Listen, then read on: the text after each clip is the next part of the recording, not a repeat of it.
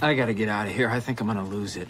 Uh-oh. Sounds like somebody's got a case of the Mondays. You get your ass kicked saying something like that, man. Specify. A mambo.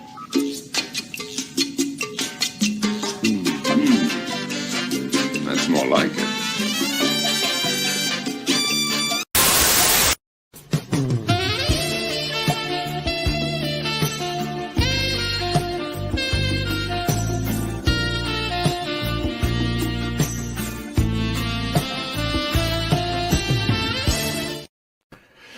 Oh, holy smokes!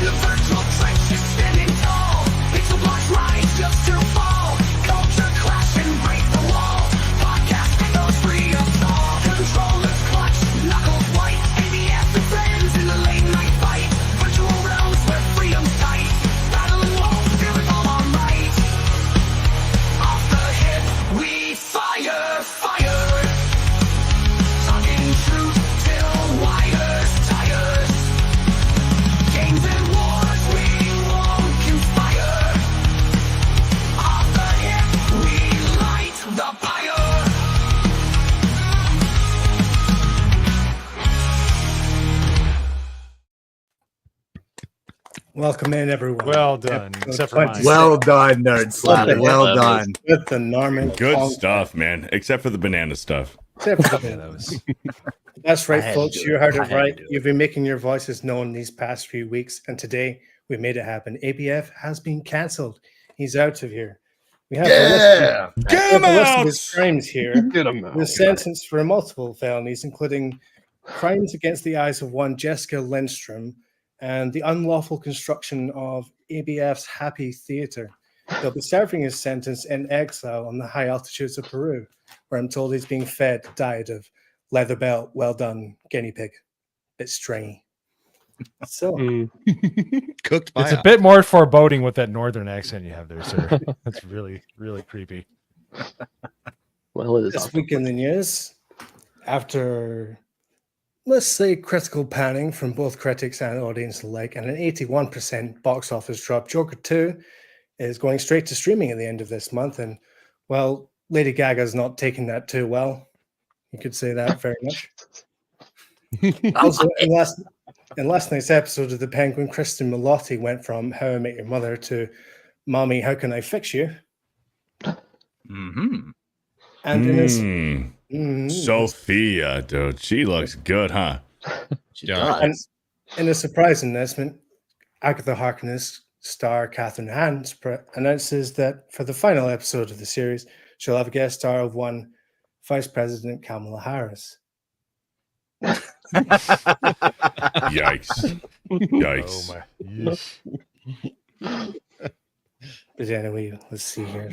Stop sharing that.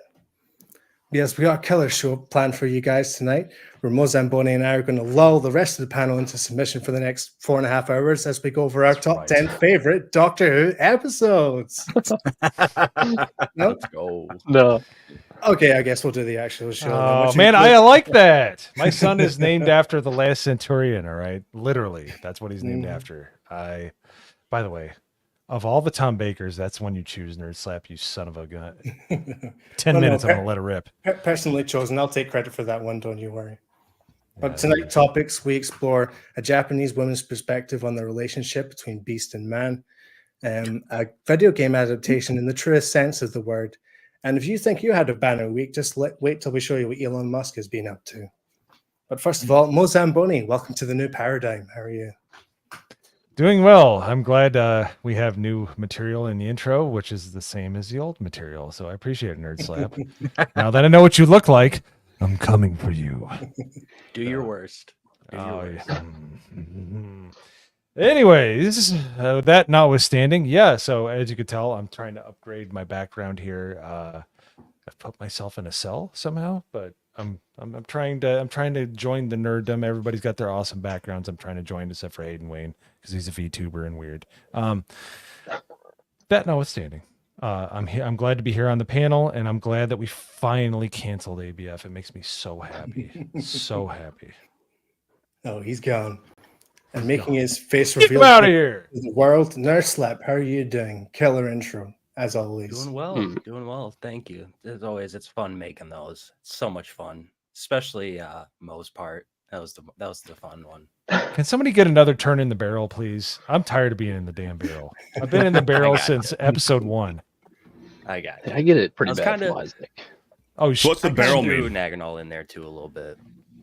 What's the barrel? That's a saying, like you spend a lot of time in the barrel getting the shit beat out of you. That's Oh, dude, I've been in the barrel for the past year. I know, but you get paid for it. I'm doing this shit for free. Do I though? So- Do I get paid for it? Okay, a lot of people think I get paid for it, but do I? Not really. Yeah, a little bit, maybe. Not really. All right. You get paid in Well, a future.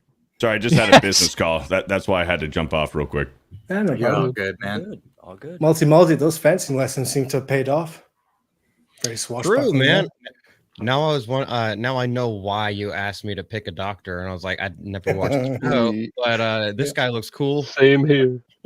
And I kind of knew the one that I chose wasn't. Pieces. Hayden, how's things in Featureberland? Good. Very digital, very virtual. You know, lots of ones and zeros and digits and pixels going around. But next week I will be back in my human skin. So we can look forward to that and not this what you guys like to call an affront to nature. No, this is it really is, yes. The VTubers are taking over. And so just to give a little context on the intro tonight, I passed around an image to the entire panel and said, pick a doctor from the ones remaining. Mo Zamboni, he went straight for Tom Baker because that's his favorite. Multi, he picked a random because he doesn't know the show. And then I passed the image to Nagarnal. Would you like to tell, ladies and gentlemen, what your response was? The black one. There we go. That was as much thought you put into it. How are you doing tonight? I responded almost instantly as well. Yeah, I'm doing pretty good. I've been playing Silent Hill, the first Silent Hill, for the first time ever on PS3. Oh, it's sick. Yeah, I stopped in on the I don't stream really- earlier. A lot of those noises are very 60s sci-fi. Oh god, yeah. It's just totally so creepy the whole time we're playing it. Just random times it'll be like somebody will bash a window or something, and it's like, oh my god. What the... But yeah, other than that, nothing. Yeah, very good, Nagarnal. And welcoming our special guests tonight, Lord of the Beard Cave, Super Chat Reader Extraordinaire of Geeks and Gamers, and the Emeritus Professor on all things bro science, Fear the Beardo. Welcome to the show. Let's go, man. It's good to be here, man. Thank you guys for having me. Of course. Well, what a stud cast we have here, man. Whole bunch of high T motherfuckers here right now. And we're not monetized, so I'm allowed to say motherfucker. Yeah, go for it. Oh yeah, you are. Hell yeah. Okay, so I love to see it, man. Nagarnal, peel it back, son. No, I Show haven't them even what you're worked working out. with. Come on. Look at that. Absolutely Look at nothing. Nagarnal. Pencil. He's wiry. He's got that Tim Duncan flex. He's like, A little lanky, but we can use a good lanky motherfucker around here. Yeah. And I got to We say, got Beardo, multi welcome too. back to the internet as well. How Multi-too. was your weekend in the Dark Ages? Yeah, dude, it was crazy. We went through Milton, and my internet got knocked out for about 3 days. So I was hanging out at Jed, the Hollywood Scholar's house. I went over to his house. We played some N64, some Pokemon Stadium, some Super Smash Brothers and some Mario Kart 64, so that was fun. And then I hit the Universal with Jay on Friday. And then when I got home from Universal Friday, I had power when I got home. But still no air conditioning. It is fucking hot in here. No air conditioning. I've been messing with shit. I've been messing with wires. I've been unplugging and plugging stuff in. I've been checking the radiator. I've been checking the fucking generator and everything. Nothing's working, man. So I've been on the phone trying to get somebody to come out here. But it is what it is, man. I got a few fans, but it's good to have power. Good to be back. Good to be on this show with the boys. Hell yeah. Let's get into it. Yeah. Awesome. And for our first segment tonight, we're going to jump in with a little story time. So get ready for this. Oh, yeah. Buckle in for this one, boys. The theme and is girls. the collapse of culture and relationships. There was a time when the boundary between catch monsters and humans was blurred. In a coastal village, there was a man who lived there. One day, walking along the shore, he found a female octillery washed up on the beach. The man had started beginning relations with the octillery and then threw it back into the sea. The next day, he went to the same spot and found the same octillery again. He once more had relations with it and threw it back into the sea as before. One night, after several days had passed, the man had a dream. The octillery spoke to him. I cannot come to you, but I will deliver our child to you. It is our child, yours and mine. The next morning, the man went to the place where he had met the octillery. There he found a boy. The man took the boy home and raised him. Time passed, the boy grew into a young man, and the father passed away. The young man was always lonely. And to cut a very creepy and long story short, he then finds a sword, goes off into the forest, and starts a big psychopathic rage against other monsters in the field, and then ends up in what's essentially a bar brawl. That's how he dies. But yeah, that was quite interesting, don't you think? Hypnotic. Do we need to bring ABF back? That was a horrible story. I was going to say, but with great accent, horrible story. Lore. The accent had me enthralled. The story Pokemon. made me want to fall asleep, but it's okay. This comes from the leaks recently from the studio. Comes from Game the Freak. Oh yeah. Yeah, That's no, what the story that is says. Game Freak Pokemon lore. That came straight out of the leaks. Humans and Pokemon were having relations in a long time ago when the boundaries between human and Pokemon were blurred. Well, and that started with the Pokemon Rescue Team. What's it called? The Pokemon Rescue Team games. Did it? Do you remember those games? The Rescue Team, the dungeon games, the Pokemon dungeon games. What the fuck are they called? Pokemon Dungeon Rescue Team. I'm not a Pokemon guy. That's why you guys are here. Yeah, I don't think I remember that one, but I don't remember anything. Oh, no, I do. I remember. Wait, are you talking about the one where It's when you shows play the as a guy in the Pokemon, you jail have a cell? Pokemon partner, and then you go through the dungeons, and you finish the dungeons. You either go up levels or down levels, and you have to fight through the Pokemons through the dungeons, and then you escape the dungeons, and then you go through the legendaries and everything. Pokemon Rescue Team. No, I don't What was think that I ever on? heard of that one. It was like Rescue Wow. Team Blue, Rescue Team Red, and then even Twitch. Switch had a Pokemon Rescue Team remake. Jack, correct me on what the name is. Pokemon Rescue Team games. But that's where the lore started, because you start as a human who was put into a Pokemon body. Interesting. Mystery Okay. Dungeon Rescue Mystery Team Dungeon, yes, Pokemon Mystery Dungeon. If I'm right in saying, Hayden, these sort of stories were put together in a sort of like prehistoric sense. Weren't they? Yeah. So one of the big things that came out in the late is that they start with the beginning of time in the Pokemon universe.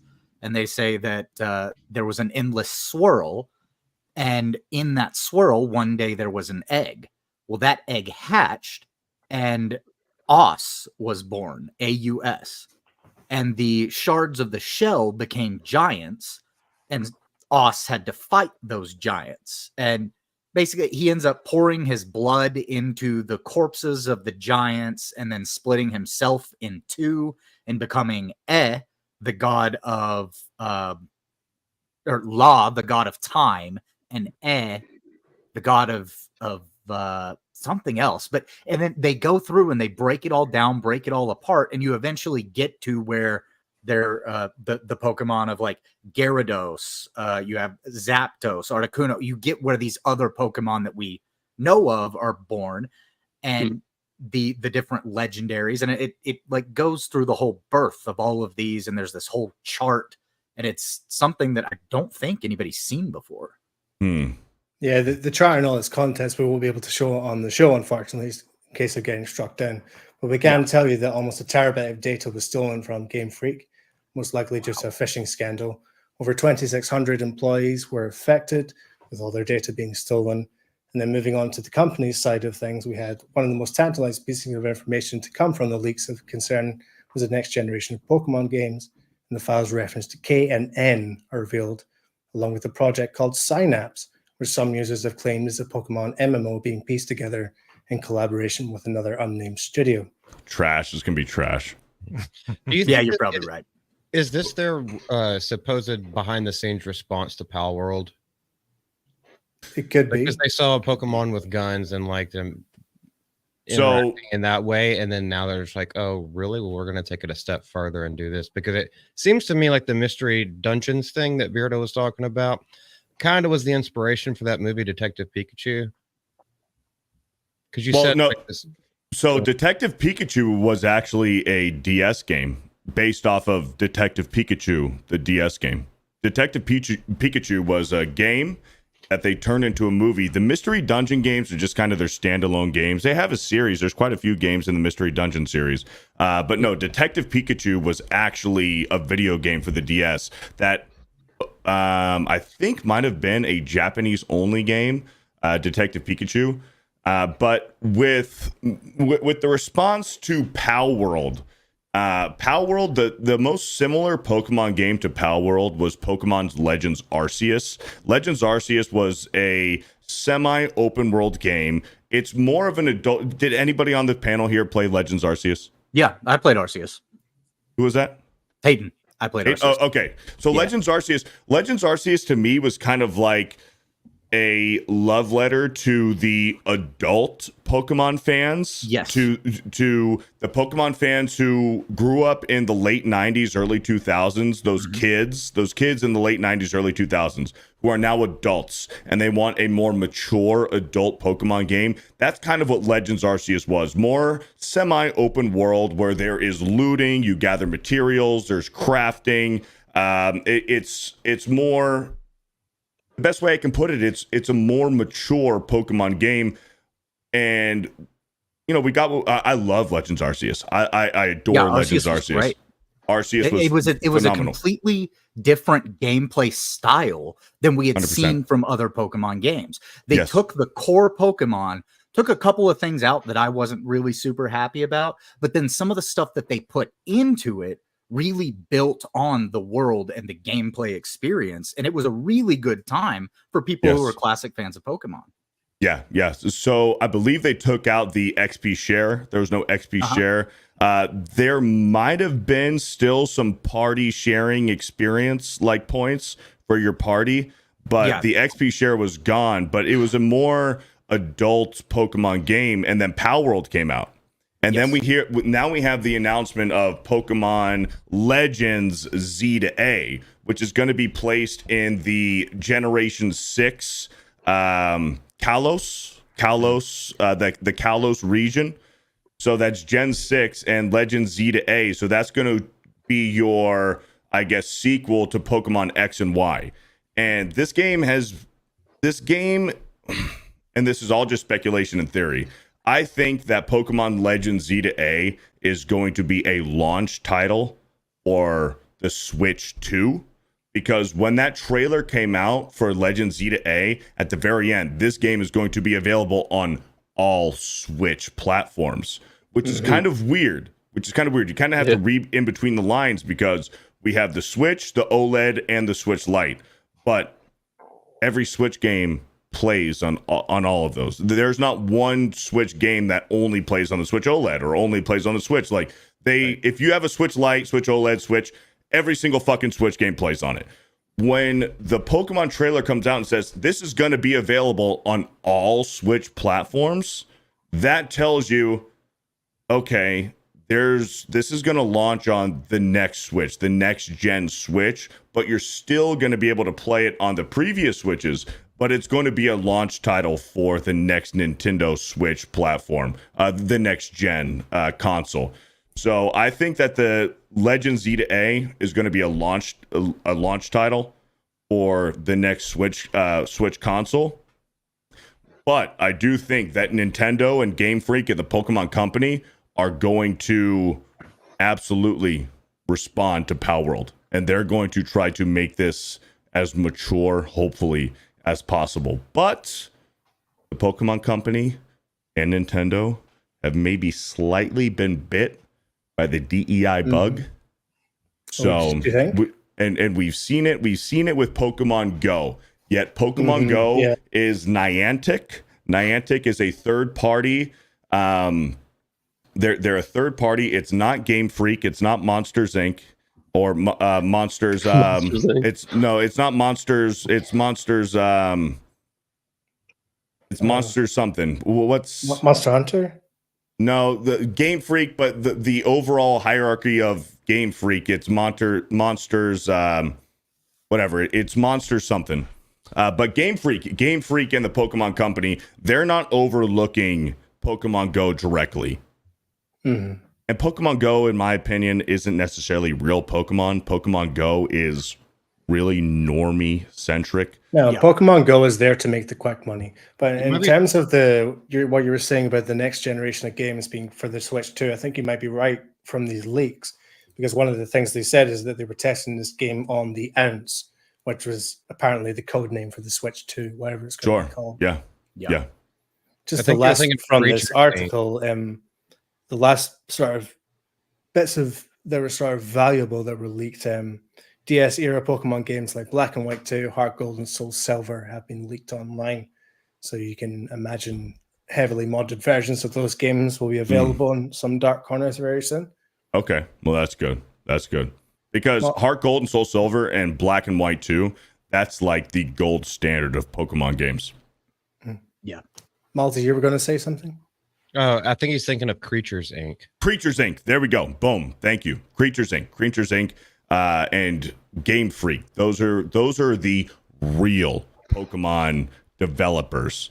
So, but I do think that this Pokemon A to Z, they are going to absolutely have a direct response, hopefully, to Palworld because the Legends game, Legends Arceus, was more adult for the adult Pokemon players. And if they're going to compete with Palworld, which was a worldwide success on a very low budget as well, to the point where Nintendo and the Pokemon Company are suing Palworld and their developers, they're threatened. They're threatened for sure, and they want Pokemon to be that. So I am very cautiously optimistic, more optimistic than I am cautious about Pokemon ZDA but I'm one of the suckers. I will buy any Pokemon game there is. I'm gonna fucking buy it. I'm a sucker, but I'll be honest about it too. I'll be honest. Do you think it would be like another Spider-Man situation where you're playing a very good game, but there might be some things woven throughout it that you might not like? Well, and it's interesting, or you do like, right? Sure. It's interesting. It's interesting with Pokemon and Japanese culture, because there is a lot of effeminate males within Japanese culture and Korean culture, where you get the effeminate, like with K-pop, all of the male K-pop guys are very effeminate. And then even with recent Pokemon games, you get gym leaders where they're males and they're a little bit effeminate. I think that might just be Asian culture, Japanese culture, Korean culture. So I mean, they're just smaller. It's tough to tell if you're going to pinpoint that, and if you're going to look underneath a microscope and you're going to be like, oh, there it is. There's the DEI. There's the Blackstone. There's the Sweet Baby Ink. Like you're going to be picking at teeth with that one. But I think where you're really going to see it is in the like the main characters. If you're looking at the woman, I think specifically, and this is how most games are, even in Western culture and in AAA gaming, you have to look at the women main characters, and then you're going to look at the jawline, you're going to look at the chest, you're going to look at the hips, and you're going to see, are they masculating these female characters? I think that's where you'll see it. But I don't think that Nintendo or the Pokemon Company is going to sprinkle in their DEI with the message. I don't think you're going to see dialogue with the message. I think it'll be in the characters, with how the characters look. I don't think in the dialogue you're going to see the message. But then again, there's the Western translation. That's where the problem is. Yeah. The Western translation. And I disagree with that comment because of Paper Mario or the Super Mario RPG that came out with the Goombas hitting on the female Goomba. They basically they changed the language to not be so chauvinistic or sexist or something like that, which it wasn't. It was a natural, like a bunch of like guys on a construction site catcalling a woman. It was, it is what it is. But they also took in Paper Mario the character that canonically is a femboy, and forgive me, I can't remember the Japanese word for it. But because in Japan, they have this whole spectrum of is something gay? Is it a femboy? Is it, a boy who looks like a girl? Is it somebody who's gay and looks like a girl? They have all of these different words for different things. In the United States, they took that and got rid of it and decided to ultimately just go, oh no, this is a trans character now. Right. They're going to overstep. And to Hayden's point, I think both the left and the right are equally as guilty. Really rough. In this argument. The left is going to reach and say, oh, this character is definitely gay. This character is definitely trans. Where the right is going to do the same thing. They're going to say, this character is definitely trans. Let's boycott it. You've seen it with Hogwarts Legacy. And I don't mean to derail the conversation away from Pokemon too much, but Hogwarts Legacy 2 years ago was the biggest instance of this with how fucking toxic it was, because Hogwarts Legacy was made for the left, was made for the liberals. It was inclusive. There was fucking gendered dialogue. They had a transgendered bartender down at the Hogsmeade bar. It was made for the left. The women were ugly. The men spoke like fucking women. Very effeminate voice actors, although they're kids. Okay, you can make that argument as well. But the game was made for the left. But just due to the fact that J.K. Rowling, who is a leftist, do not get that confused. J.K. Rowling is a fucking liberal. J.K. Rowling is a fucking liberal. She just does not agree with the transgender stuff, although she is a leftist. She doesn't agree with it. So what does the left do? We need to boycott this game because I don't agree with transgenders. So the left is like, let's boycott this game. Boycott it, boycott it, boycott it. What does the right do?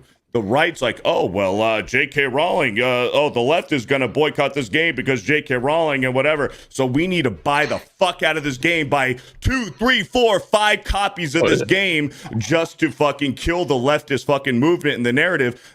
But the right doesn't even realize J.K. Rowling is a leftist. And also this game has fucking specific inclusive dialogue. It's gender dialogue. It's they, them, and you have to understand that she betrayed them, so now she's far right, and that's the end of the conversation. Yeah. And you have the transgender bartender. That is the most retarded fucking thing. That boycott and the counter boycott for Hogwarts Legacy. Both sides were fucking retarded. Okay. Well, in terms of these stuff ending up in video games, we see it from a different perspective on the East. Because who was it we were covering? Was it last week? Was it the Dynasty Warrior developers? I can't remember.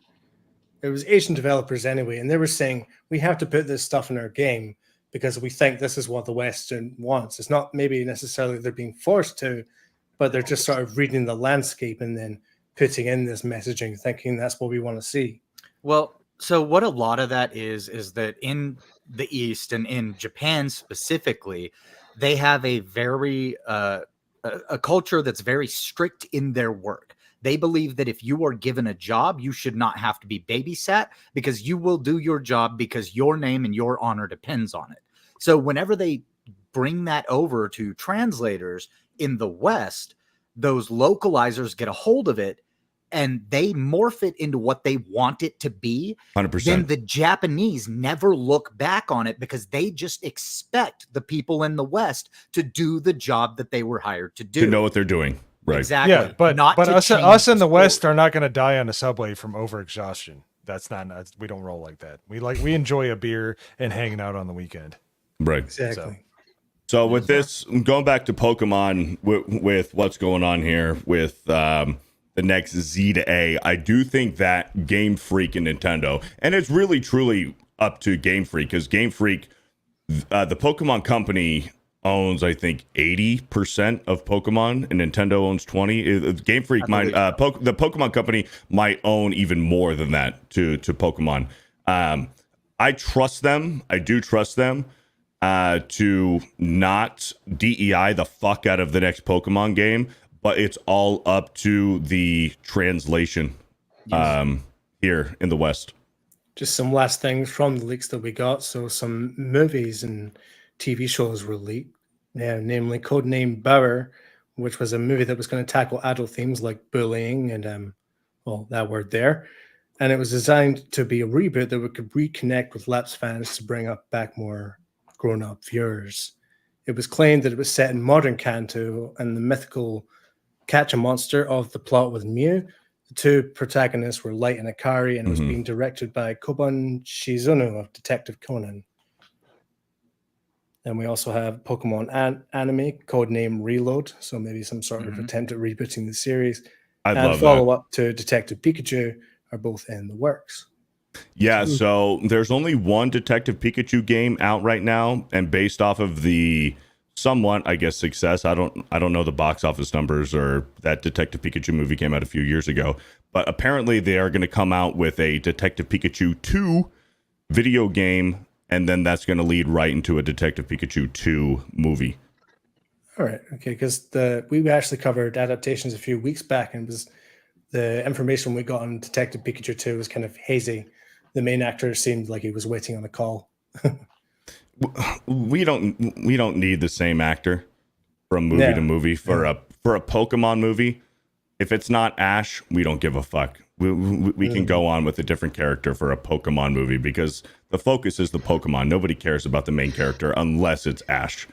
Yeah. Did you like Pokemon Detective Pikachu? I never watched it. I didn't give a fuck really? to watch it. Yeah, I mean, neither. When it comes to Pokemon, I really only care about the anime or the video games. Yeah. So when it comes to a live action or a somewhat live action Pokemon movie, I wasn't interested. Just give me the live anime. action Ben 10 thing. Especially That was weird. Right. Or the live action Dragon Ball Z movie. Nobody wants a live action Dragon Ball movie. Nobody wants a live action Pokemon movie. We'll stick with the anime. We'll stick with the video games. The live action Dragon Ball Z was gay as shit, but like it took me a long time to watch Detective Pikachu, but for that exact reason, I was like, I don't like these live action things. It's gonna feel like Scooby-Doo to me. Sure. Yeah. And then of course they have Ryan Reynolds voicing Pikachu because they needed like some kind of draw into it. When I actually watched it, it was inoffensive. Yeah, it's not a bad movie. Not bad. Like it was enjoyable. Doesn't break any lore. That's the only reason why I asked that question earlier, is because I didn't know about that game.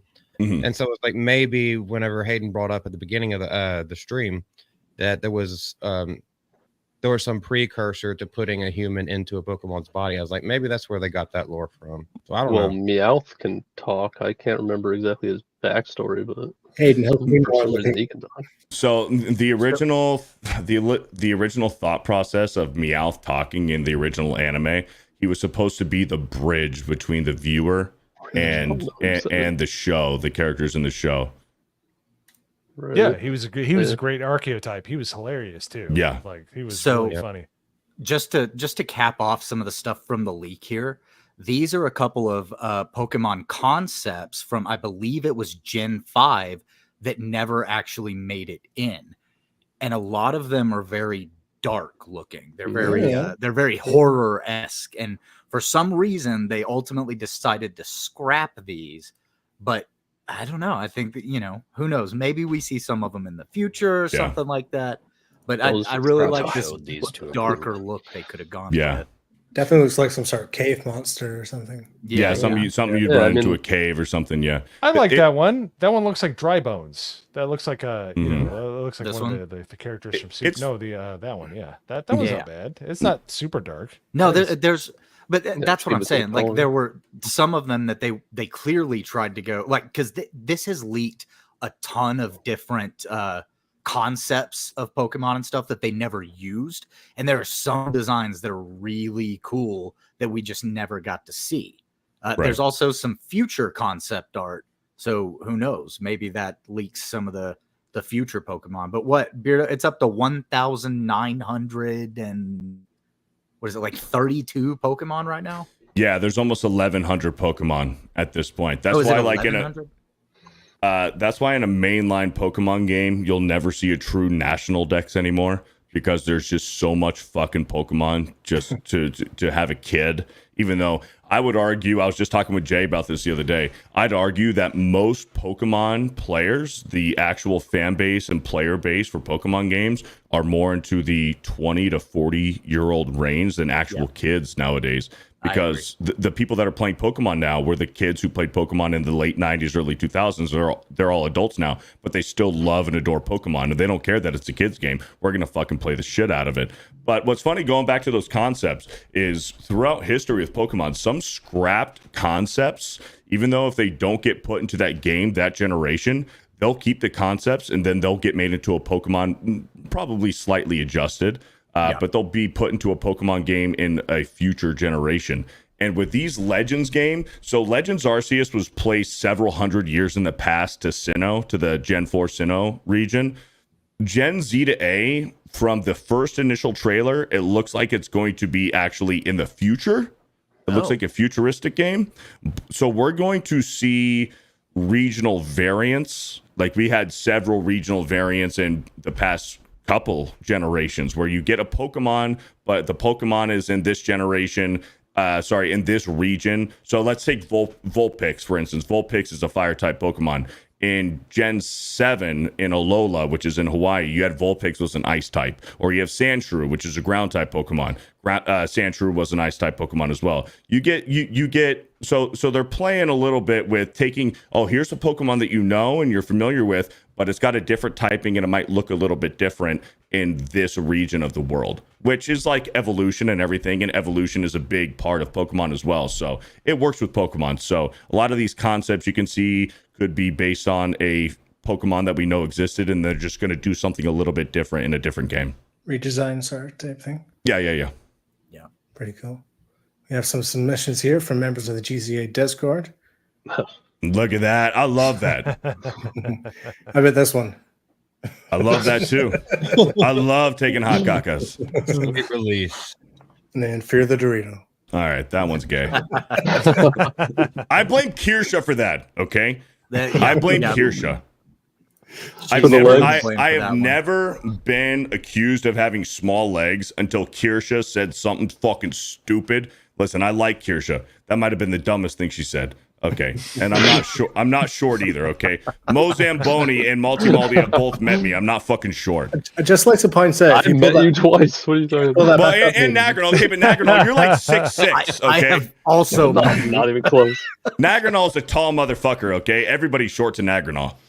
So who's taller, me or you? Oh, here we go. Mo's in the conversation. I gotta know. I gotta play my character here. I was pretty sure I was taller than you, Mo Zamboni. I'm 6'2". You looked about 6'. You are not 6'2". I am 6'2". I was the one who did the official measuring. Together, we're both 6'2". You're not. But I was taller than Beardo. That's not possible. You were not taller than me, Mo. Yes, I am. I have a picture. You're not taller than me. He's got a forced perspective picture. Malty is taller than Mo Zamboni. Well, yeah, he's big giant. Nagranol's taller than all of us. No, okay, this is cursed imagery now. I'm like 6'3", maybe. There's for anybody who doesn't know, one of the couple of stories that leaked out was of Oh, no. this Pokemon. Beardo, what's his name? I'm blanking on it. So this is Typhlosion. There we go, Typhlosion, that's it. Typhlosion. But this is the Oh, wow. Hisuian. This is the Hisuian variant of Typhlosion. So Okay, I was gonna say, Typhlosion is a fire type starter from Cyndaquil. And this is Pokemon Legends Arceus. So Typhlosion in this region was a fire ghost type. Well, in the lore bits that have leaked out, there's an entire story of Typhlosion. Well, he tricks a female human and then kidnaps her and then proceeds to impregnate her after they have intercourse multiple times. Yeah, what? And then has her tell her father, once her father comes looking for her, that she's fine and to just leave. And she spends some time with Typhlosion very intimately for the next several months. That sounds like some weird shit that Savvy wrote. Matt, It like, was. that's some weird shit that came Matt out and of the Savvy leak, came up man. with. It came out of the leak, 100%. and it is the folklore officially from Game Freak of Pokemon. What? Did they put That's out that, wild. Did they put out that screenshot That is image? wild. Because with the story behind it that you just told, literally looks like they're about to boot. Yeah, well, okay, Yeah, yeah, and it that's looks like like a the meme. person who posted that was like, "Oh, this scene in Arceus didn't play very well." Yeah. Like so that they person went and originally got that. posted it in 2022 when they were playing the game. Oh, I'm in danger. And then they tweeted the other day, well, this didn't age well. Also, Yeah, to it's think about the crazy. several hundred hours that person must have went through to catch 5 different Typhlosions just to make that picture. That's dedication right there. Yeah, that, no kidding. I thought it was like an actual scene from the game. Wasn't sure if it was like. Yeah, that's what I was asking. Like, is it an actual scene from the game? No. That person Okay. got Okay. the ball. They knew what they were doing. That's a person who specifically hunted down and caught 5 different Typhlosions just so that they can make that picture. So, in other words, that's a weird motherfucker. Weird Yep. motherfucker. So Beardo, Weeb. before we move off of Pokemon, I would say like if you have the want to go look at some of the stuff in the leaks, because some of it is concepts from some of the earlier games, and I'm curious to see what you think, because there's one leak that was a camera mode for the battles that was way more dynamic and actually looks far better, Yeah, I I saw personally that, think, yeah. than what the battle camera Do we looks have it? like. I can try to find I it. don't There's think been we should so show that many on stream, leaks. to be honest, just in case. Yeah, you might be right. For a second, 1 second, What is I it? I can try to or find it, just but- drop it in the private chat and I'll take a look at it. Yeah, I'll see if I can find it and I'll drop it over to you. Because in the Legends game, the Legends battle style was different as well as the traditional turn-based fighting style for Pokemon games, because you had your speed fighting style in Legends, and then you had your brute fighting style. So you had the brute does more damage, but you sacrifice your next turn. Where the speed you're automatically guaranteed to go first every single time. With what I'm talking about, it's specifically the dynamic camera angles, and I'll try to dig it up, Okay. and get that sent over to you just so you can see it. But somebody was pushing for a different type of camera during the battles, and I think that different type looks better, but they ultimately didn't use it. What I like is just I just like the traditional, but like in the 3D games, it's third person, you're behind your character and the Pokemon. You wait a few seconds, you choose your move, and then it does a 360 around the battle. So you get a top-down view 360, and then when you pick the move and it does it, you do the animation.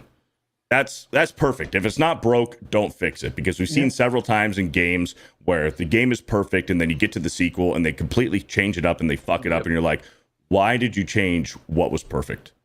Yeah, and that's the thing about being Pokemon. You're at the top. You don't need to change anything. You just have to keep making it better. Yeah. And we're on 25 years of Pokemon being, I don't know, is Pokemon maybe the most successful, long-standing, consistent gaming company ever? I think games in ever? terms of entertainment franchise, it's the number one. It's I Pokemon think and Mario. Behind Hello Yeah. Kitty, I think it's the most popular IP in the world, or Yeah. like it's in the top Right.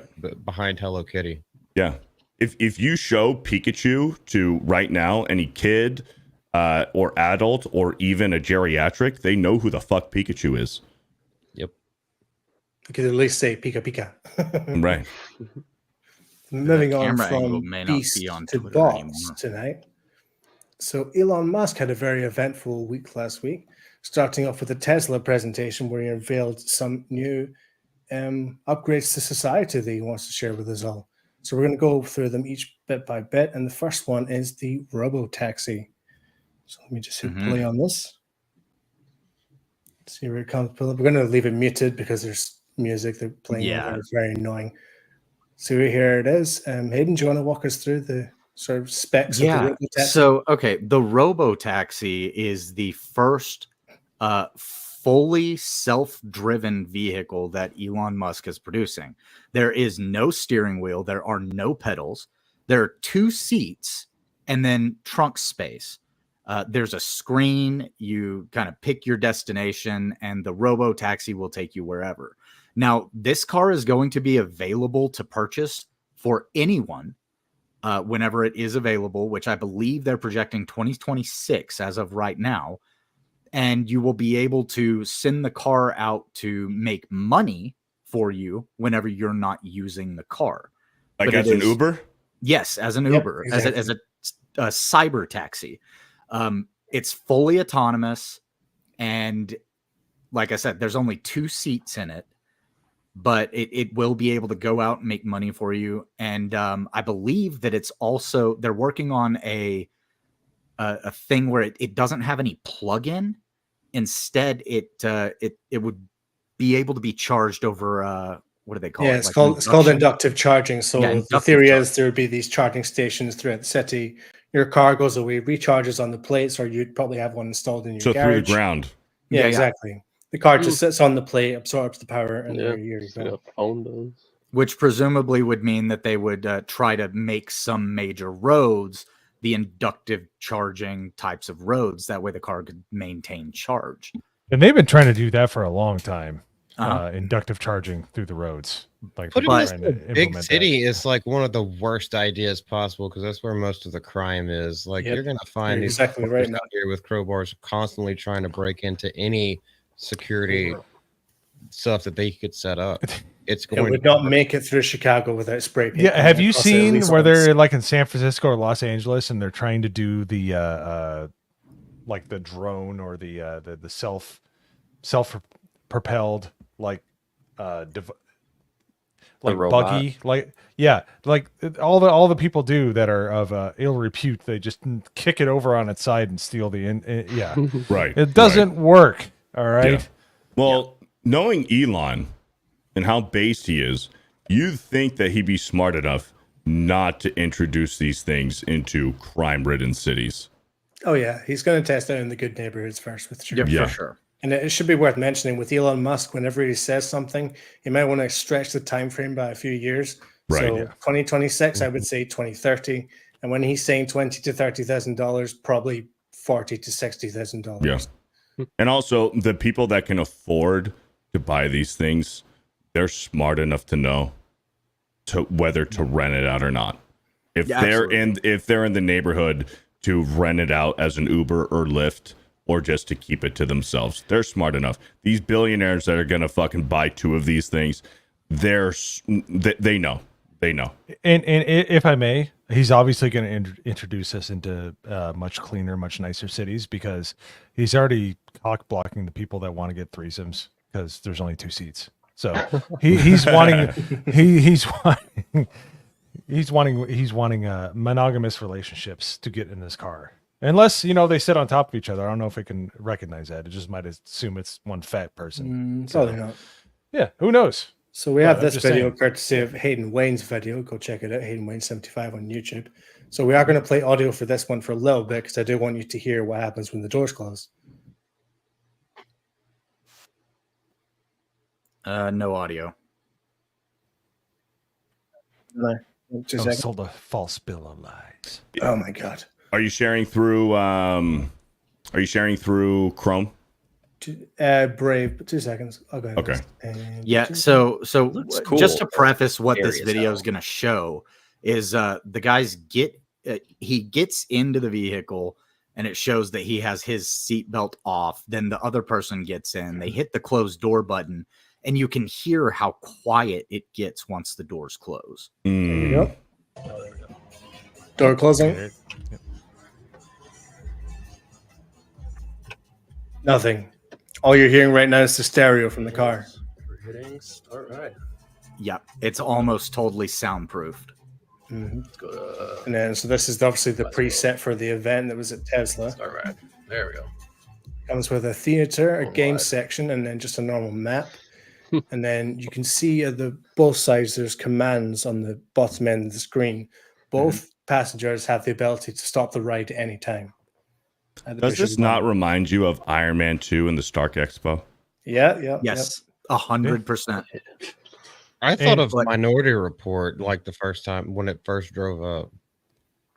This Also, no, but the iRobot upcoming vehicle, the upcoming vehicle, 100% is iRobot. Yep. Yeah. The Tesla bus. Yes, but that's what I want is a taxi that's soundproof. So if I'm getting accosted or somebody's getting accosted, I want nothing to exit the vehicle at all, because that's what you want when you're in a taxi. Sure. Yeah. If you're in danger, no ability to escape. Yeah. Exactly. Well, you're not hurting anybody else's experience at the downtown venue that you're wanting to visit, because you getting brutally ended in the taxi will not be heard by anybody. So yeah, the trunk on this thing is absolutely like huge for anyone heading to the airport with a family. The airport, grocery shopping, anything like that. So presumably, mugging, kidnapping. Yeah, I mean, you could feel like 4 hookers in there. At least Even more if you chop them up. Just slap a bumper sticker on the back that says "honk for a hooker," and you just open up the trunk and just let one out. You just have a rolling inventory. Yeah, so, some, and according to Hayden, some assembly required. That was Malty, by the way, not me.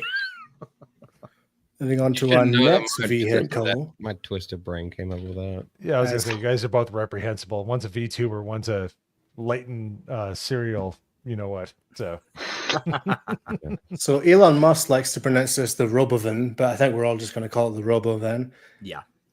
The part I wanted to show off mainly is the amount of people that this can hold, which apparently is up to 20. Up to So 20 people. Here. What? Can also be modified to carry cargo. I bet And they can all again, man this spread is it. one. 20 man spreading people too. Oh, yeah. The way Elon does stuff. And this is another one. It has no driver. It has no driver's seat. This is just a van with 20 seats in it. How is this thing? If you rewind it just a little bit, like 5 seconds, 6 seconds. Yep. It's here. A little bit more. Like the full horizontal view of it. Yep. How? A little bit further. 2 seconds. StreamYard links in the week. Gotta go back and move forward. How is this thing supposed to go over speed bumps? Like right there. How is that supposed to go over speed bumps or any kind of inconsistency in the road without bottoming out? Potholes is done, yeah. I would assume hydraulics. So yeah, because whenever we get to where we can see the interior of it, where the wheels presumably are, they are under the second row of seating. So those wheels might be able to hydraulically go up or down. Well, you guys are familiar with Lamborghini's technology. They have like the air bladders that lift up the car, right? Just sure. So you get it. Yeah. So, but I would assume it's inferred through all this stuff that there's going to be like throughways where these things can operate and stuff like that. It's not just going to operate on a regular road, or they're just going to have to. Yeah. I would think there's there's an answer somewhere in between. I don't think it's going to be able to go over like giant speed bumps or speed humps like we have. We had this drawn up by a fan of Tesla. I think this would probably be the solution, but it involves Elon doing up all the roads as well. So you would have the outer lane being all robo vans doing cargo, mass transportation, school buses, whatever, and then the inner lane being robo taxis and Teslas and whatever autonomous vehicles you have. This is. we're getting touchy here. We're getting touchy because now what? Now we're gonna hire Elon to work for the government. Do we not trust Elon more as an independent creator, as an independent entrepreneur? Like, unless Trump is involved, even if Trump is involved, do we want Elon working for the government to that's this the thing, capacity? That's why Elon's cozying up to Trump, because he's gonna say, "Hey, if I, come and support you, get a few million people to follow you, do you think you could let these regulations go in January?" But Elon has been contracted by NASA for the past 10 years. And that's how he was able to fund SpaceX. That's how he was able to fund a lot of the stuff with Starlink and a lot of the stuff with Tesla. Elon's been in bed with government since basically the beginning of these companies. But he's also proven himself worthy of accepting that funding and doing great things with it. To be fair, around 4 or 5 years ago, I saw him on Joe Rogan, and he was talking about the best way to fix the transit problem is literally to build highways underground, tunnels, a multi-tiered highway system, all done underground. So the things that are above ground are only where for short distances. And that's kind of what he was trying to do with Cyberloop. Yeah. Hyperloop. Yeah. Or Hyperloop. Yeah, he was trying to do tunnels in LA, and I'm not sure how far he got with that. Not far, I imagine. Yeah. LA has too many regulations. Yeah. But this totally reminds me of iRobot, especially with the bus, and now with these with Optimus over here. Yes, the highlight of the show, the Optimus boss. I'm going to give this a mute. Here we go. So as you can see, all the robots, they are definitely being programmed. They're all walking the exact same. It's not like they're being controlled by someone pushing a joystick. I think they have a certain path to walk and a certain distance to stand from each other and all of that. Right. So AI analyzing how far apart they are, where they need to go, where they need to move, and autonomously moving there.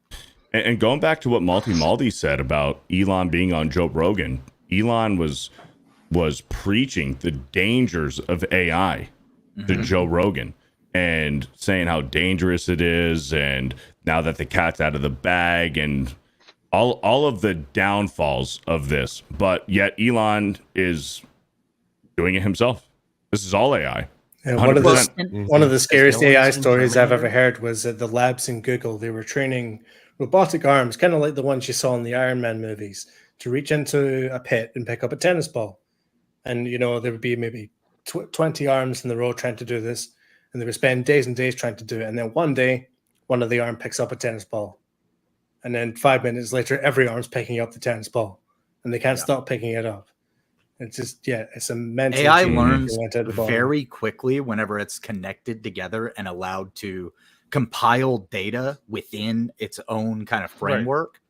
Once it gets that down the first time, it doesn't take long before it starts to really figure it out and be able to do it. Right. Yeah. And it's a misnomer, artificial intelligence. All it is a sophisticated search algorithm. It's basically able to figure things out. It's not intelligent. It just has a wide swath of knowledge, or wide swath of information and data modules to choose from. Yeah, and there are 3 different levels of AI. There's artificial intelligence that we know of, which is what you're talking about, where it's able to kind of analyze things and try to figure out what is the best option to take based off of the data sets that it's given. Then there's artificial general intelligence, where that is a type of artificial intelligence that's able to look at things, analyze them, compile them together, and actually learn from them. Then there's artificial super intelligence, which is terrifying. Well, Elon said this is super intelligence. He said this is super intelligence. This isn't ASI. Yeah, this is getting closer to AGI. Okay. I'm just going off of what Elon said. Elon did say this was super intelligence. If I may ask, what is a Turing test? What passes, if you're going to talk about it? Because I'm not familiar with, I'm definitely interested in this kind of stuff, but where does the Turing test fail? When does it actually pass, with an artificial intelligent being? When you don't know if you're I think that's a long way down the road. None of it passes. Okay. That's what I'm saying. I think a good test. A good test is You tell the motherfucker to do something, and if they say no, then yeah, that's the test.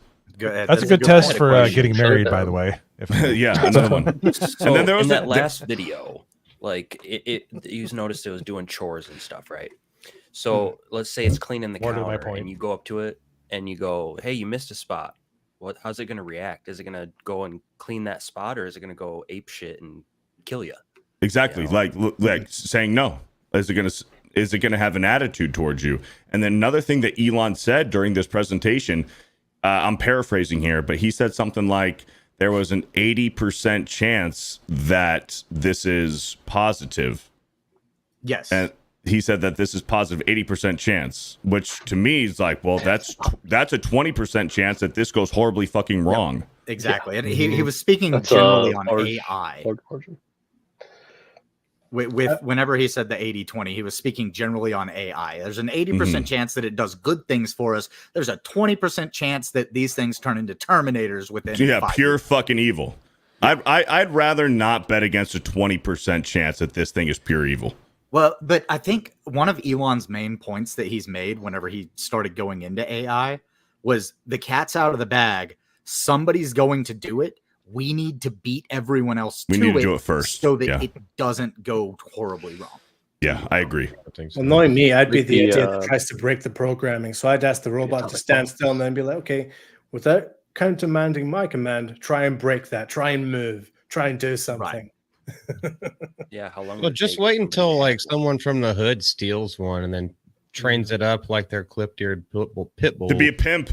Well, Yeah. so here's the thing though. So they're all connected to one network, meaning that they would learn together. So if one of them learns something, the other one's learned something. And presumably that would be to mitigate the chances of one of them going wrong. However, it would also extrapolate the chances of all of them going wrong at the same time. It's very much the same system that works with the cars as well. They're all linked together. They all scan the roads, so they all know what every road looks like, and they also have like millions and billions of hours of cars on the roads and accidents and things like that to compile together, so they know what not to do on the road. Yep. With this clip I'm about to play here, the man is about to ask the bot if he's being controlled. Me personally, I think there's a man on the other end clicking away, making sure that all the programs are going in properly. And also, I think he's working the mic as well. Tell me what you think. Yeah, hang on. Beardo's got to bounce. We're good. We can do this next one, and then I'll bounce after. No problem. Okay. All right. Sounds good. So are you being remote controlled? How's your night going, sir? Good. I said, are you being remote controlled? Today, I'm Yes. assisted by a human. I'm not yet fully autonomous. Thank Here you. you go, sir. So there we go. Now that could mean any number of things, though, because I've looked into what the human assistance means with some of this stuff, and it doesn't mean that they're necessarily being remote controlled. It could be that they're given, directives in some, like, okay, hey, you're the bartender tonight. Okay, these ones, you're gonna dance tonight. These ones, you're to walk around and try to interact with guests. Now that would technically be human assistance if they're given specific directives on things to try to do. Mm-hmm. There also could be like a 50-50 ratio to this, where it's like the thing knows how to pick up glasses, but to grab the thing and pour it, and to know when the glasses fill, and then to stop it, and then the thing on its own can hand it to you, but somebody behind the lens knows when the glass is full, and then to stop the tap. And then also there was a comment in the chat with the voice behind the robot. I think that could be somebody behind the scenes with the microphone responding to somebody who's got the goggles on. They're looking through the lens of the robot. They're being talked to, and then the person is responding through the robot. I don't think that robot is fucking talking. I think that's somebody else that's there like a drive-thru. at the venue. And if it is, it's McDonald's. creepy as all hell. If that's if they're I doing think it's- ums and stuff like that, that's really creepy. Well, yeah. Well, I mean, but that's what makes me think it's a person. But I do think that it's better to have a more human, natural voice than to have a here you go, sir. Here is Yeah. your drink. Enjoy your beer. Rather than like, hey, here you go, brother. Enjoy your beer. Like, I think that's more personable, and that's what society is going to accept more than it's like the robot voice. Because Yeah, that's and iRobot, man. Just give it a and robot. I didn't like the no face at the start, but it's actually kind of growing on me. And Do you just know, to put like, go ahead. Hayden. I was going to say just to put a pin in the human assisted versus not. Keep in mind that Tesla currently is saying these things will be ready for production by 2025. So even if you add a couple of years onto that, that would mean that they are at a point developmentally and teaching these things to do things that they're at least somewhat confident in saying, yeah, within the next year, we'll be ready to go. And he wants to be able to sell these for $30,000. And if you live in any like major city center and you have kids, like that's one fucking year, excuse my French. What, but it's super expensive to get childcare in any like in the top 100 markets. It's super expensive. To what So Norman getting one of Conquest, those, what Norman Conquest was saying, and I believe him on this. If what Hayden was saying, these are going to be ready by 2025, realistically, probably like 2027, probably 27, 28, yeah. And then 20 to 30,000, you're probably looking at like 50K. Probably so. Starting price, yeah. And then also, here's another thing to think about with these cars, with these buses. Like, just look at airplanes. Airplanes are piloted by humans, and we still have air traffic control. If these things are going to be AI, I still think that we need to have some type of traffic control. I don't know what we're going to call it. If we're going to call it Tesla traffic control, X traffic control, there's going to be something where humans are going to have to step in, where they're going to see, oh, here's a bot in fucking in North Dakota that's not cooperating right now with the command of their owner. We need to step in and remote control this command. There's gonna have to be some type of remote, let's just say X, some type of Tesla, Elon X traffic control for these things, or else there's going to be some serious fucking problems, whether it's on the road or in the house, whether it's a car or the robot. Yeah, there's going to have to be a major overhaul to basically society in general, because, like I said, you're going to have to redo all of these roads to Tesla's specifications in order for these vehicles to go along. This is the first step into futurism, though, that we're seeing. That's a drastic leap into futurism. And with something like that does come growing pains that take a little bit of time to get integrated. But throughout the Industrial Revolution, we've constantly made changes to everything to be able to accommodate the newest technologies. So it's not impossible. A big task, yes, but with the richest man in the world and possibly one of the smartest people alive today spearheading it, I don't think it's as insurmountable as some of us might think at the moment. The smartest man in the past 60 years. That's for sure. True. All right, boys. Yes. Thank you very much, Beardo, for coming on. Yeah, I wish I can stick longer, man. I wish I can stick around longer, but it's been a good time. You guys are all fucking legends, man. I met most of you guys in person. So thank you guys. I love this show, man. I love what you guys are doing. You guys are doing great over here on Off the Hip, and then the GCA. The GCA is fucking awesome. You guys got to have me on the GCA sometime too. Oh, dude, totally. Whatever. Just hit me up, guys. What are you guys playing tonight? We're doing Party Animals. Oh yeah! Oh nice! Yay! I'm watching you guys rage. Platform can just bully everybody. So excited for Party Animals. It's my favorite game. Well, we will be sure and send everyone over there once we're done here. But where can people find you, Beardo? Of course, over on Fear the Beardo YouTube, Fear the Beardo on Twitter and Kick, Fear the Beardo everything, and Geeks and Gamers, Sports Wars, Bro Science on Wednesdays. You guys have been a fucking blast, man. Thank you for having me. I'll see you guys over on the Geeks and Gamers gaming stream. Yes, sir. Absolutely. Thank you guys for having me. Have a good night. And I'll see Later, a few of you guys in San Antonio as well. Hell yeah. All right, boys. Catch you later. Later. Bye. Hey, let's hear it in the chat What a for legend. Fear the Beardo, man. Fear the That's Beardo, awesome. ladies and gentlemen. Beardo, fucking legend, man. Mm-hmm. Oh, Okay, so just to cap it all the Elon Muskness of the day, we're going to go over from Tesla to SpaceX. because on Sunday, Elon Musk was like, "Yeah, my week's not done yet. I've got a little bit more to show you guys." Oh yeah. And this is something that I saw a lot of people underselling, but this is huge. Mm-hmm. It almost doesn't look real. Like seriously, it looks like CGI, and I know it's not, but it blows my mind to a level that I can't comprehend. Oh yeah, this. So a volume advisory here. If you've ever been to a live concert or a sporting event, you've never heard a crowd like this. Landing burn, 13 ignited. We're now down to 3 Raptor engines. We can see those chopsticks now in the air.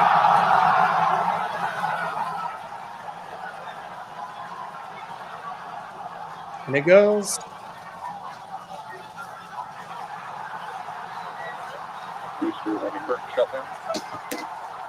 Dude, if you there we go. If you looked at the speed when it touched down, it was moving. It was like I couldn't do that with grocery bags. You know, it's like 1 kilometer per hour, and I'm assuming it was approximating that. That's amazing. Yeah, truly outstanding stuff. We have a couple more views of the landing as well. Some that are a bit more sort of Hollywoodish. So let's see. How long was that thing out in space? Was it just one of those that goes straight up? Oh, yeah, it just went up, and then they were testing the arms catching it. I think they called it like Mecha Godzilla or something. The actual arms that are doing the work there. Because there's already one that lands itself.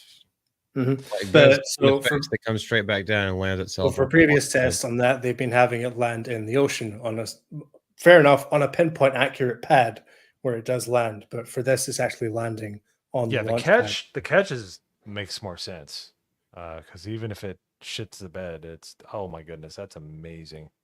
So it squeezes it. Look at this angle. Look at that. That looks like a movie. It really does. Yeah. No, and yeah, the whole point of this one was this is the step up from having it land on that pinpoint area. They're like, okay, we can get it to land on a dot. Now can we catch the thing? And yeah, they can. Why? Why not? Yeah, that's why. No, but the fact that No. And here's the thing that's cool about it, because if it lands on the pad and it collapses like a 24-ounce empty can of beer, that's one thing. But if it gets caught by this thing and it doesn't catch completely, then if you can recover 50% of the rocket, that's a lot of money. Oh, Like, a ton. And see, the way it clasps in on it like that, that means, okay, boom, it's caught. Now there's no damage to the booster besides basic repairs because it went up and came back down. Yeah, now probably they don't even have to thermal have the damage. landing gear, anything like that. It's minimalized damage, saving millions of dollars for each use of a rocket. Truly incredible times we're living in. It really is. And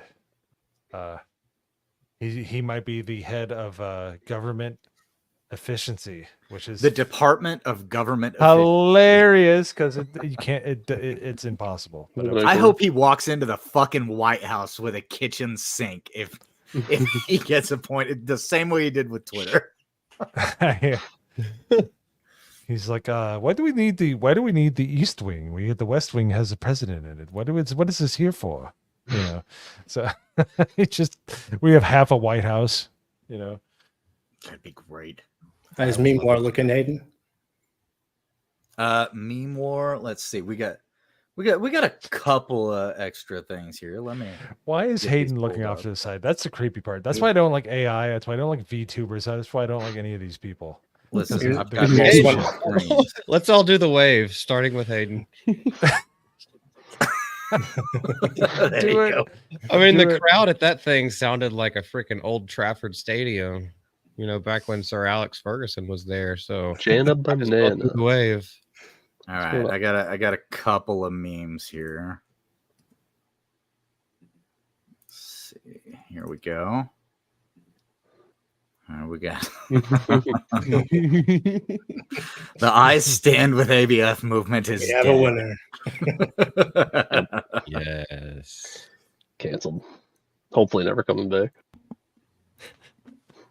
And let's see here. We got this one.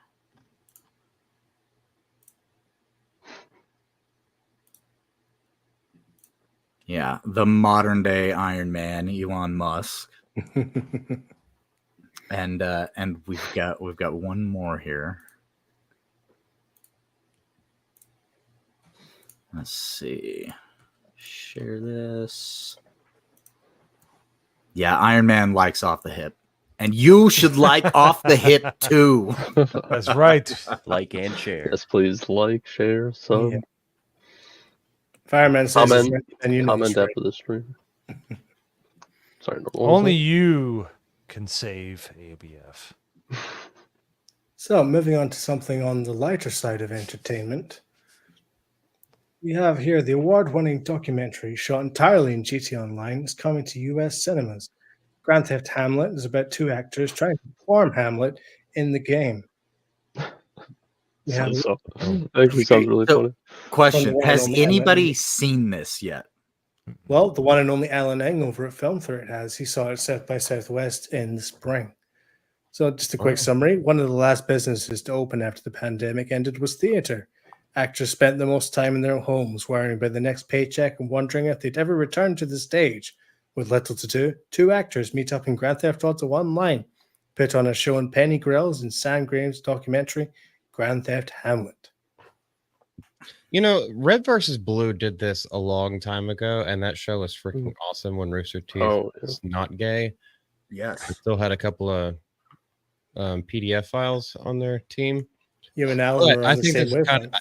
I think this is a cool concept, though. I like it. Yeah. Was so this, it's were they was trying this to- in, like was this in like it- was it a roleplay server or was it just normal? So I think it was just GTA Online, yeah. I know what they're trying to go with.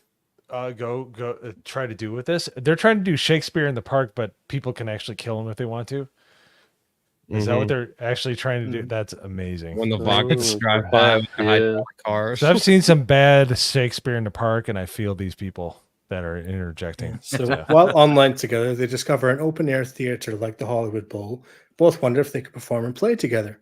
As they test the waters on this virtual stage, the performance goes awry when a stranger passes by and murders the pair. There we go. Oh, that sounds great. Yeah. It's Shakespeare in the Park with guns. I love it. Yes. I'm actually looking forward Like, to look this. at this. This guy's on fire right here. So yeah, shot during the COVID-19 pandemic, tells the story of two unemployed actors during Hamlet, and it's been distributed by Mubi. Not sure. They have the US cinema rights and the global streaming rights for anyone outside the country. So quite good. Yeah, the film premiered at South by Southwest earlier in this year. Called it Intuitive, highly amusing and often touching. And we're getting a UK screening. It's all sold out at the London Film Festival. Wow. Yeah, it's And we have a that'd be little pretty cool. excerpt here. Let's have a look in this way. I think I'll have to switch to a different share tab. Yeah, this is one of those things that it's peak machinima, and like I'm glad that it's getting a theatrical release. Like more Yeah, people fun. need to understand that machinima is another form of art. Let's have a look at this. Quiet, God. Oh,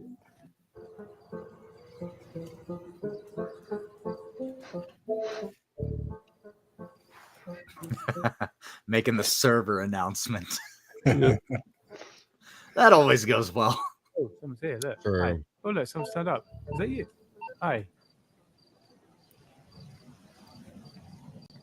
Someone's here, Smart. We got. So, are you going to come and watch our play? Have we? Oh, yeah, he is. Yeah. You can. I mean, you could watch from there. It's a bit unorthodox, or I recommend. Yeah, that's it. Thank you for coming to see our performance. It's nice to have an audience, even if it's just one. You know what's sad? I know exactly where this Oh, is look, we've got another on the level. audience member here. Oh, This is yeah. Hamlet. Oh, William yeah, I Shakespeare's played. Hamlet. I believe This- this where is is the it? first Over time here? it's ever been performed at the Vinewood Yeah, the Bowl. casino. If I could just request that you refrain from killing each We're off other. to a good start. And don't kill the actors either. Yeah, start, Mark. You start. Who's there? Nay, answer me. Stand and unfold yourself. Long live the king. Bernardo, He. you come most carefully upon your hour. It is now struck 12. Get thee to bed, Francisco. For this relief, much thanks. 'Tis bitter cold, and I am sick at heart. Have you had quiet, guard? Not a mouse stirring. Well. As explosions go on. You meet Horatio Marcellus, the rivals of Police my coming wife. in. Bid them make haste. I think I hear them. Stand ho! Who's there? Friends of the ground, I think. I don't think so. Friends And of the leech crown. name. Shit, that's the. They're just like reciting Oh, Shakespeare. farewell, honest lyrics. soldier. Who has relieved you? Bernardo has my place. Give you good night. Hola, Bernardo. Say what? Is Horatio there? Fuck. They probably fronted each All other right, we after did that. pretty well to get as far as we did there. That's awesome. That's a good Just a little snippet of Grand Theft Hamlet there coming to US cinemas and global streaming soon. So I'll open this up to you, Multi. How do you think this is going to affect the future of independent cinema if you can just crack open GTA 5 and make yourself a movie? Well, actually, COVID was the time where I was watching a crap ton of GTA 5, graded on 5M through modded places. Yeah. That's how I found people like XQC and Buddha and Lord Kevin, like that kind of stuff. And you can do this kind of stuff in those servers and relatively uninterrupted. So if you actually wanted to do it more seriously, you could probably get away with it there with a lot more ad-libbing and stuff like that. But I think this is kind of hilarious. And since I love Red versus Blue and have like the whole huge box set and everything like that. Oh, nice. Man, it was just funny. And some of the things that come out, whether it's scripted or not, it's almost like catching lightning in a bottle. And I'm down for experimental things. Why not? Yeah, so it's definitely came around at the right time.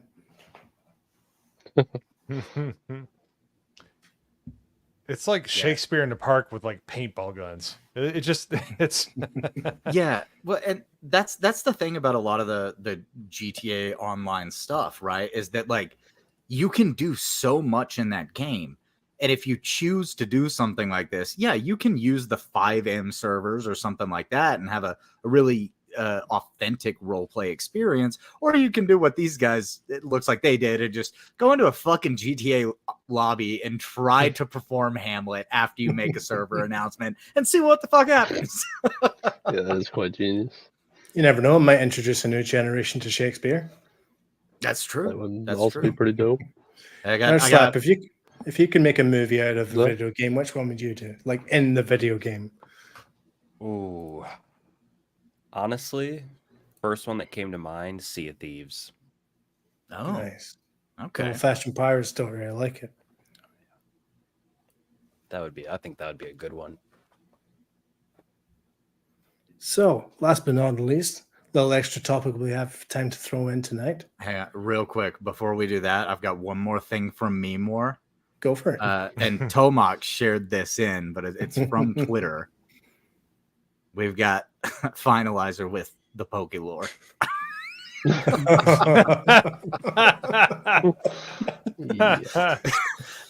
Ditto seems Ditto do not seems touch okay that. with it. He's about to split into a bunch of Smiling wide. I thought that was worthy of being brought up. That's perfect. So, just a little tidbit studio topic here for the Doctor Who fans in the audience and on the panel. Mr. Ncuti Gatwa was on the Graham That's Norton me. show. Yeah, there you go. There he is. He was on the Graham Norton show last week, and it said recent press reports are stating that Ncuti Gatwa is trying to film a third series of Doctor Who in 2025. However, it appears the situation is not quite so clear cut. During an appearance on the Graham Norton show, Gatwa was widely reported to have confirmed his future involvement, indicating a third run for his Doctor. However, This part of his comment was notably edited out for the final BBC broadcast, raising questions about the certainty of these plans. Originally, Ncuti Gatwa was reported as saying, "It's all going well. We're doing the second series this year, Christmas specials coming up, and we're filming a third series next year." But in the final broadcast version of the interview, Gatwa said, "It's all going well. We finished the second season earlier this year. We got the Christmas episode coming up. Glitch at Christmas, but it's been amazing." So clearly the BBC has seen where the wind's blowing with those historic viewing numbers that knocked out the previous Doctor's lowest numbers. Yeah, And the they're saying, Wayfarer "No, put I it don't think really so." well. Exactly. Thought he was already gone. Those So- who have been responsible for being sacked have been sacked. Yes. Mo, do you think this will open the door for Disney to swoop in and try and take Doctor Who hook, line, and sinker? I don't think they have the liquidity to be able to do that, but I think they'll try. But I think I like Doctor Who is so niche for anybody outside of the original Isles. No offense, Norman Conquest. No, of course. Like we're one of the few in America. My wife and I love Doctor Who. Like loved watching Doctor Who up until second season Capaldi, where it got, "Oh, my name's Billy. I like eating pussy." It's like, okay, got it. You know, like she would like literally just introduce herself like, "I'm a dyke." Okay, gotcha. Wait, You know? this is a kids show? Yeah, no, you know what I'm talking about, Norman. It was like Yeah. they would meet Roman warriors, and it's like, "Oh, I'm gay," and they're like, "Yeah, we are too." It's like, what? Like, Yeah, what's going on? I think it was like the first 2 minutes of her first episode is like, "You need to keep your eye on men." It's like, "Men aren't where I keep my eye, actually." Like, okay, Yeah. great. She obviously doesn't keep her eye on cleanliness or bodily. Anyways, Be hairdressers every now and then. I hated that because the first season of Capaldi was really good. The Long Way Round was really good. Mhm. There's a lot of good Capaldi stuff, but yeah, no, Bobby, Billy, whatever the hell her awful name was, disgusting human being. I get And the I route mean- because Capaldi's my favorite, so like I know he did such he a good cancels job. it well enough for me. I didn't even watch Capaldi. I made it up to Capaldi, and then that was when I stopped. First season Capaldi, amazing. Third season, I think that's about when I Kill me. stopped. Is Yes. after the first season of Capaldi Yeah, is when I so- stopped watching. I'd go on to that second one because Heaven Sent is one of the best episodes of the entire series ever. It's literally an hour of just him trapped in a castle torture chamber. Oh, that was what the And long he- way round. Yeah, the and long he- way he round. Yeah, that carries was the entire so episode good. all by himself. It's brilliant. That was the end, though. That was the end of Doctor Who. That episode, because after Mhm. that, then we had what's her face. Clara. Everybody thinks she's so attractive, Clara. Eh. She's Eh. an attractive girl. She's attractive for being British. All right, her head is like I'm just saying, like America, we have a much broader gene pool here, so I understand why you think she's good looking. But she was okay. I liked her story arc at the end. It was kind of a cop out when she left. Like, oh, my heart's dead, but I'm still alive. Like that. I didn't really understand like what was going on there, but it was okay. But after that, when they had Billy or Bobby, what the hell was that weirdo's name? It would have been Bill. Bill. Bill. Yeah, Just Bill. Bill. A girl named Bill that was a 2 out of 10 after a few Guinnesses. All right. She was awful. But like before that, everything before that was amazing. Like Matt Smith was amazing. Yeah, I've just done a rewatch of the new stuff, and I wasn't watching in order. I was going back and forth to sort of cherry picking what I wanted to watch, and Matt Smith's era really does stand out. Like just start to finish, the most consistent writing, has the best sort of through lines, the best monsters, the best sort of feel to it. It's great.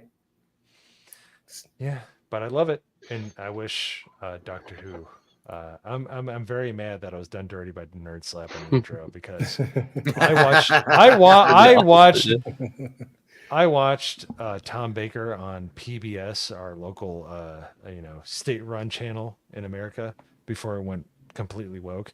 In the 80s, you could watch original Doctor Who episodes, and it would be Tom Baker, and he was just, even at the age of 7 or 8, it was just like, holy shit, this guy just commands the screen. So I'm With glad his you curly gave eyes and his jelly babies. jelly babies. Yes. The origin of the Daleks, I think, was Genesis of the Daleks. Genesis of the Daleks. Oh yes. my goodness, where he's like, I could kill them if I wanted to, and it's so good. If you have It's the on power to take one life, but you don't know it will change the future of the course of reality. As he's holding like $2 worth of set pieces with cardboard behind him. Yeah, it was so good. I mean, dude, Pluto TV, the classic Doctor Who channel, fire. It has all the original Doctor Who. And by the way, can we give some respect to Doctor number 5, Pete Davidson? Mm-hmm. Yep. Came in He wore defense of all the celery boys. For sure. He wore celery on his shirt, and he was amazing. All right. That deserves respect no matter what. And he was great in Law and Order UK. Thank you very much. I didn't even know there was one. By the way, Law and Order UK is amazing. If you've never watched it, if you want to watch a retarded version of the legal system that we have fixed quite well in this wonderful country of America, but if you want to watch how they do it over there with their curly white wigs, watch Law and Order UK. It's actually a really good show. It's really good. Keep that in mind. Yeah. All right, totally. so let's roll on to the outros. Hayden, thanks for coming on and being in the second chair tonight. Yes, thank you. Thank you for having me. And it was a bit of a task learning second chair on the fly, but hey, I think we made it work okay. Yeah, we got there. But yeah, so I am Hayden Wayne 75 on YouTube and on Twitter. If you guys are curious about the Tesla showcase that happened over this last weekend, I did make about a 20-minute video on it where I hit some of the highlights and talk about some of the theories of the robots being autopiloted and kind of where I think this stuff could go. So go check that out. But I talk video games, I talk politics, anything that I find interesting. And a lot of the time I merge the things together. So I'm still finding my footing on YouTube, but I'm having a lot of fun making videos and love when you guys check it out and comment and stuff like that. But yeah, glad to be here again tonight. I think this was a fun one. Yeah, killer stream. Malty, how are you doing, sir? I'm doing good. My little sister came back from New York today, so I got to hang out with her for a little bit. Not by blood, but she was the one that sparked that whole Malty as a girl thing. yeah, we all remember that one. Yeah, but the actual girl came back with her actual brother, and then especially seeing him, I was like, holy crap, this is starting to make more and more sense. But I got to hang out with her for a few hours today after work, so that was awesome. I make a lot of videos on the GCA channel, and then we also do, Mo and I co-host Late and Gay with the GCA on Wednesday evenings. Oh yeah. At 8:30 p.m. Eastern. So come, we make crazy ass jokes, we have fun, we talk about pop culture stuff, like pretty much nothing's off the table. There you go. Nagano, anything to say? Yeah, I've been streaming on YouTube and Kick. Just Nagano, you should be able to find me. And that's about it. I might stream later tonight. We'll see. Nice. More spooky games planned for the month? Yep. Still playing Silent Hill 1. Games, it's crazy. I've always wanted to play it. I've listened to the music like my whole life, and finally getting to play it because it's apparently the PS3 is like the huge PS1 marketplace. So yeah, might be playing more PS1 games soon too. Very good. Nerd Slap, good to see you for the first time on screen for the whole world to see. Yes. Yeah. Glad to be here. You know, I'm getting more into the whole streaming thing, you know, trying to expand more, learn as much as I can, and it's a fun time. You know, I'm streaming over on Kick. Just trying to get into the dual stream on YouTube as well, but it's a bit of a process. So I'm gonna try to do a stream later tonight after Off the Hip. Haven't decided what I'm gonna play yet, but nice. More than likely gonna continue Resident Evil 2. Very nice. Very nice. And great job tonight, Norman. Seriously. Thank you. Appreciate that. For sure. And Mo Zamboni, how are you doing? Doing well. I'm just glad I know what Nerd Slap looks like in person. So when I meet him, I can give him thank him for his services. No, other than that, I'm gonna start in the very near future. I'm just waiting for my workload at work, which it's good if it's not slowing down at the moment. But once it does slow down, I'm gonna start playing Mass Effect. I never played it. I have vague information on what it's about, like just because when it came out, I just focused on Assassin's Creed and Call of Duty and a bunch of other stuff. So That's it kind just of my it just missed my attention. So I know very little about it. So I want to play it all the way through. I have the trilogy on Steam, so I'm going to stream it once things slow down, which is going to happen soon. We're going into the holidays. It's natural when you're in my when you do like graphic design and stuff like I do, it slows down because the everything dries up. So I'm looking forward to playing that a lot because everybody's like, oh my goodness, the amount of people that say this is the waifu that you should pick. I'm gonna put it up to the chat because I don't know. I'm gonna put it up to the chat because I want people to fight with each other. I think it'll be funny. But I'm definitely gonna be playing it. I'm very much looking forward to it. I'm very much happy that I missed the original release of it so that I can enjoy it unencumbered. I don't know the end of the story. I don't know the beginning of the story. I know nothing about it. So I'm excited about that coming up. But other than that, yeah, Norman Conquest, excellent job. Even the boring parts were exquisite because of your accent, and that's what you get when you're from England. So I try. You don't really have to, but it's okay. And no, it was really fun. Correct that. Never ever again say that I'm from England or I will come over there and slap you in the face. All right, you northern, you're a northerner, right? At least a Scotsman, my friend. Scotsman. All right. As for myself, you can find me at the Norman Conquest on Kick, at the Norman Conquest 199 on YouTube. Currently deciding on what game to play because Wukong is starting to bore me a little bit, and I got to the yellow loon fight, and it was a broken, buggy, absolute disaster of a fight. Really? So I'm going to go back to it in a couple of months when they've released a new update. We'll see what happens. But finally, in the Tomb Raider animated series, Lara Croft comes up against a different kind of predator. I wonder who that could be. Donald Trump announces that when he takes back the White House, he's going to have a reshape of the FBI offices. Well, wouldn't that be nurse disrespect? Women can't be doctors. And looking for the right demographic for the latest magazine cover, the Hollywood Reporter turns to the GCA for their latest spread. Damn it, that's got to be Isaac.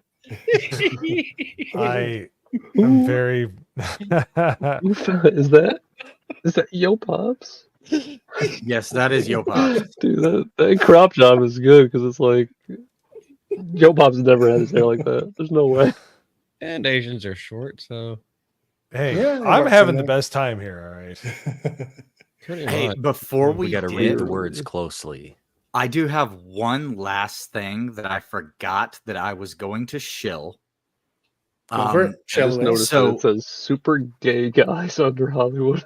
Advances in GCA homosexuality. And it says the off the hip Hollywood at the top. Yeah. So my last thing that I wanted to shill real quick is that this Friday, October 18th, I will be playing my first ever game of Dungeons and Dragons tabletop over on the The Dungeon Master already said, "Go fuck yourself." He's still there. Yeah, I'm not. No, I'm still here. I was trying to put a link. If your in network card went out during that, No. I would. No. Like seriously, I'm gonna. Read So no, I'll be playing my first ever game of Dungeons and Dragons on Moonskull this Friday, the 18th. That is with Erudai from Geeks and Gamers Tabletop, and with Sevi from Tabletop. I'll also be playing with Joe Rosie, who was here in the chat earlier, and with I think JT Savage and Moss will also be there. So it's my first time ever playing a Dungeons and Dragons TT RPG game, and it's Sevy's first time ever DMing a game. So if you're interested in stuff like that, please go follow Moonskull. Come check us out. It's Friday at, I believe it's 9 p.m. Eastern. So it'll be after FNT. And yeah, we're going to have a lot of fun with that. It's going to have a lot to do with memes and stuff like that. Oh, that's and cool. Yeah, it's going to be question. awesome. Can we bribe the DM? Is that yeah, probably. I think we probably have something There usually set is. up. Okay. We is usually like a have thing where, something like, set either up. for the players or for the DM. Yeah. We have to just label it correctly. Let them There's- know, yeah. like, this is for the DM to screw people over, or this is for one player or all the players. You know, I have a feeling. believe- I feel Sevy's like constitution is probably a lot better than Rude. Rude will take $1 super chat and just kill everybody. Well, no. So Yeah, here's the right. thing. Usually see. they set up like a tip menu. So if you like tip a certain amount, you can say who gets whatever kind of benefit or something bad happens to them. And I think that they've said that there will be a menu. I don't know if it's been clarified what it's going to be yet. You'll probably they just have always to come have them. check it out to find out. Hayden's probably back be on in the the menu, description. boys. Yes. Sounds like fun. True. yeah, we're all going to be donating to get Hayden killed. Oh yeah, we're coming for you. What's funny is I'll give you guys, since it's just us close friends here, I think I'm the only one that is even spec'd in a sense to be any kind of warrior. I'm gonna end up having to be the tank for the party. So, I'm not exactly I didn't spec as a tank, but it looks like I'm gonna have to be the tank. Very It cool. should always be allowed. All right, folks, that's going to be us from Off the Hip for episode 26 tonight. Say goodbye, everyone. All right, Take bye. Bye, everyone. One Later. TNG, Have a good one. party animals.